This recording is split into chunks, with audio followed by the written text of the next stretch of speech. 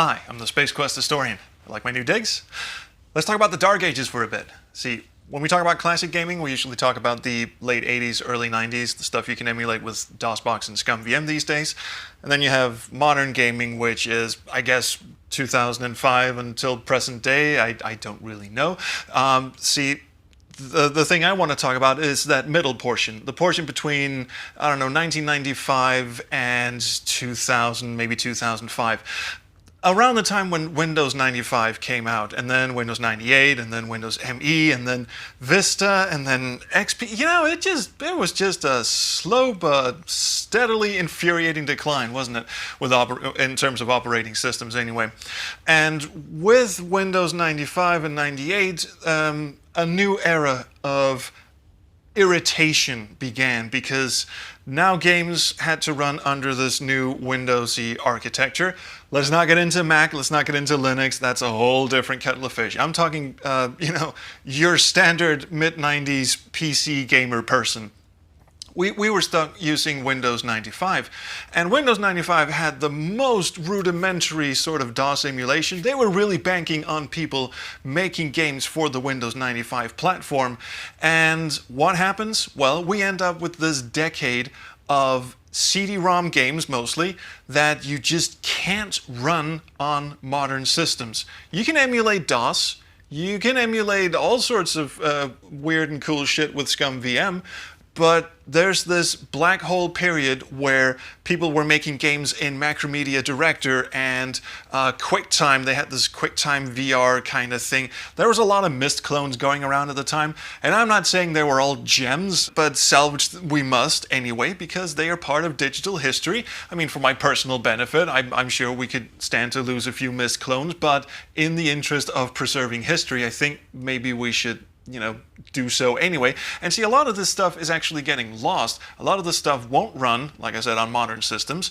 unless you have the patience to sit down and set up a virtual machine, and that's kind of a huge barrier for your, I don't know, standard want to get into classic gaming and have sort of gotten used to the user-friendliness of ScumVM or other, like launchy, platformy kind of things. And even if you are adept at setting up a virtual machine, a virtual environment, you still have to know a shit ton about, well, which QuickTime version did it use? Did it run with DirectX? Or which video card drivers does it need? And all this stuff. See, DirectX was supposed to be the standard that came in and said, okay, so every video driver and every sound card driver and all, you will all do like this now, because we've had enough of your shit 3D effects, we've had enough of your shit Direct 3D and all the different myriad of different components that all had to, software developers all had to sit down and work out, okay, so how do we get the game running on this particular set of systems and this and this and this? It was like testing in the mid-90s was a fucking nightmare. So DirectX was an attempt to standardize all of that. And then they started making a shit ton of versions of DirectX. So now we have games that will only run under specific DirectX versions. We have games that were made before DirectX were even a thing. We have games that will only run on Windows 95. We have games that will only run on Windows XP, but not any higher. We have games that will run on Windows 3.1, which I guess you technically can get running in DOSBox, but that still takes some finicky finagling. Basically what I'm saying is, we need a solid system for emulating or running games that came out in that dark hole period, because a lot of it is getting lost, and like I said, a lot of it, even for the time, was not very fun. And, a lot of Myst clones and CD-ROM, Macromedia DirectX garbage was just being shoved out the door by some developers. But that doesn't mean we should just forget about it. Some of it could be good for a laugh these days. I hear Frankenstein Through the Eyes of the Monster is kind of a fun experience if you like seeing Tim Curry in a lab coat giggling maniacally to himself.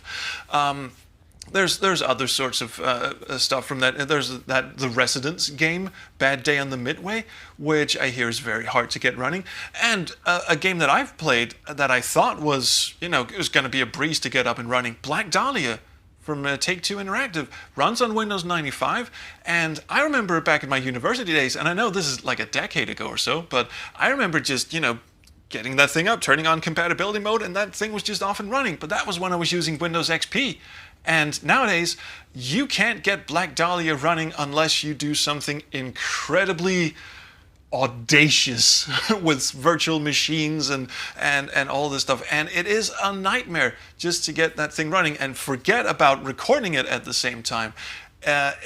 I know there are technical-minded people out there who's going to go, yeah, right, what's the big deal? It's easy enough. You just do like this and this and this, and then you figure out the correct drivers, and then you figure out the correct operating system parameters, and then you're up and running. But most people will have stopped at step 1 and just gone, okay, Windows says it doesn't run. I've tried compatibility mode. I'm out of ideas now. And then someone unhelpfully goes, just set up a virtual machine. And you go, yeah, it's not that simple, is it? You still need to have a lot of background information about what the game actually expects. And even then, it's sort of a crapshoot if it'll even get running. I mean, I did the same when I was trying to run Tex Murphy Overseer, the one that came out on DVD and then also 5 CD-ROMs. Somehow, I got that thing running on my Windows 10 PC. And I still am not entirely sure how. It played the FMVs. The motion in the 3D scenes was kind of jerky, but at least it ran. But I've heard horror stories from people who've tried to get Overseer running and have had to give up in exasperation because that thing just won't run anymore. Because that's built on a certain specific Windows architecture. And Microsoft, being Microsoft, they just keep changing shit up. They keep, they keep throwing stuff out and they keep bringing new stuff in. And, just it's a nightmare. And it's a pity because in amongst all of the garbage that came out in those days, there are some real gems in there.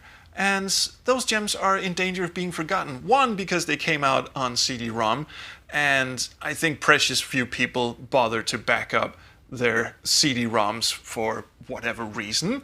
The licensing agreements for these are scattered to the winds, so there's precious little hope that companies like GOG are going to pick them up unless they really want to go license hunting. I know Night Dive Studios do a lot of license hunting. There are companies who do this, but there has to be like a real rallying cry behind it. People have to really go, we need this game on your storefront. And that's just not going to happen for these piffling little titles, the ones that you just want to run for the shits and giggles of it. No one's going to go, Titanic Out of Time has to be on GOG because, or the, what's that one with Tia Carrere? That stupid fucking... It looked horrifying even for the day, and it's still horrifying these days. And that fucker, as far as I know, will not run on modern systems either. But it's still shits and giggles, And we need shits and giggles in our life. And I mean, thank God for archive.org, who still have, mirrors and images of some of this stuff, and keep that around. And we've got people like my friend Anatoly, Das Nostalgic on Twitter, keeping the memory alive of these horrible, horrible, horrible things. But horrible things need to be remembered too. So if you have any old CD-ROMs lying around, any old games, stuff that you were just about to throw in the garbage but could never really, just let go of it. You went, okay, maybe I'll save this for a rainy day, like when I feel nostalgic, or someone needs to, trigger my remembrance when I get Alzheimer's and stare dribbling into a wall, whatever.